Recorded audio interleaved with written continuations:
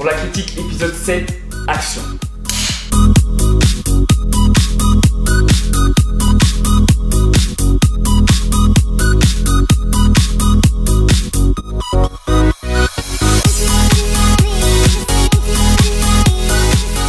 Ohio Ningen et bienvenue dans l'épisode 7 de la critique et aujourd'hui comme promis on va parler d'anime. Et l'anime que je vous présente aujourd'hui est Tantin Space mais pourtant il est très bon, j'ai nommé Ergo Proxy. Alors Ergo Proxy, dans la prononciation normale, ça a été créé en 2005-2006. Ça a été écrit par Dai Saito et Manglobe, c'est de nationalité japonaise évidemment. Le genre c'est le seinen fantastique cyberpunk mythe et philosophique. C'est diffusé par WoWow. WoWow. Je pense qu'on dit comme ça, hein.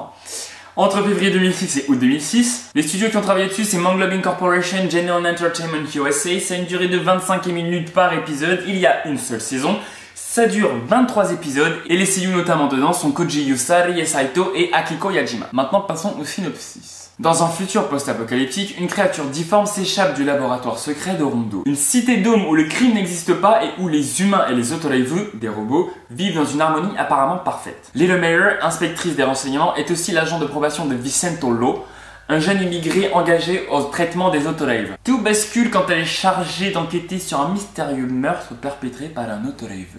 Voilà, pour l'histoire à peu près. Sans essayer de révéler trop de choses. Ça donne ça. Alors déjà je tiens à souligner que l'anime est une œuvre originale parce que c'est pas une adaptation de manga. Et donc ça fait qu'en fait c'est un petit peu, ça rend l'anime un peu plus spécial qu'il est déjà à la base. Si vous ne connaissez pas la différence entre un anime et un manga, je vais vous l'expliquer rapidement. Le manga c'est la version papier, hein, vous connaissez tous à quoi ça ressemble un manga. Et l'anime, eh ben, c'est le nom qu'on donne à la version audiovisuelle. C'est pas la même chose. Il reste encore les light novels mais je sais pas exactement à quoi ça ressemble. Mais je vous le dirai dans l'épisode Triple Threat Match de la critique quand j'aurai Onuni des skills en fait. Alors c'est le seul anime que j'ai vu 2 fois. En même temps, la première fois que je l'ai vu c'était il y a 11 mois et comme vous connaissez ma mémoire, ça allait pas le faire. Donc avant d'aller plus loin dans mon avis, je vais juste vous dire ce que j'avais pensé en fait la première fois que je l'avais lu. Je vais vous le lire là. Je ne sais pas quoi penser. J'ai l'impression d'avoir perdu mon temps et en même temps d'avoir pris un pied de télé. C'est vraiment étrange. Je suis un peu perdu tellement les dialogues et l'intrigue sont complexes mais aussi complètement fasciné. Tu alternes entre des épisodes vraiment énormes et d'autres d'une bizarrerie. Franchement, c'est à la fois géant et complètement ridicule, aussi contradictoire que les pensées de Vicento. Bref, un très bon animé, assez tordu pour être terriblement efficace. C'est vrai.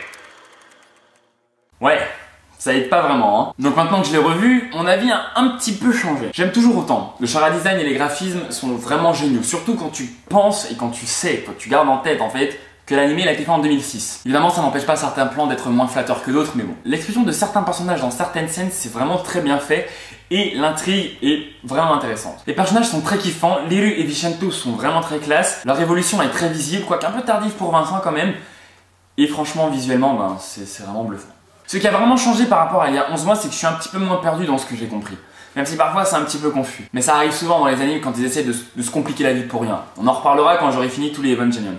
Mais là c'est pas vraiment son cas même si parfois c'est un petit peu confus. Si je devais mettre une note à l'anime, je mettrais 8 sur 10 pour toutes les raisons que je viens de citer et parce que, comme la moitié des animés, la fin est un petit peu trop rapide à mon goût. Ça va un peu vite en besogne et c'est un petit peu dommage. À des moments tu te dis qu'ils auraient pu rajouter 1 ou 2 épisodes parce que sur certains points c'est traité un petit peu rapidement pour passer à la suite. Mais ça reste un très bon animé. Les différents niveaux et types d'épisodes qui te font demander parfois est-ce que tu regardes toujours la même chose. Le fait que l'action elle continue quand même entre les épisodes comme dans une série classique. L'opening et l'ending de classe mondiale parce que dans Ergo Proxy, les mecs ils ont pas le temps. Les deux sont en anglais et pas anglais avec un accent bizarre / les phrases grammaticalement douteuses mais un anglais de qualité. Pour l'opening on a Kiri Come and Save Me du groupe japonais Monoral qui ne chante qu'en anglais d'après moi. Et pour l'ending on a Paranoid Android de Radiohead. Radiohead les gars. Les gens...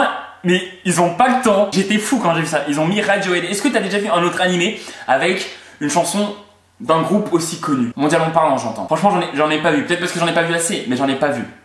J'en ai pas vu. Et franchement, j'étais fou quand j'ai vu ça. Et j'ai jamais zappé. Jamais. Ça fait la deuxième fois, donc c'est la deuxième fois que je l'ai vu, je voulais avancer un peu plus. Mais jamais zappé l'opening et l'ending. Pour te dire à quel point...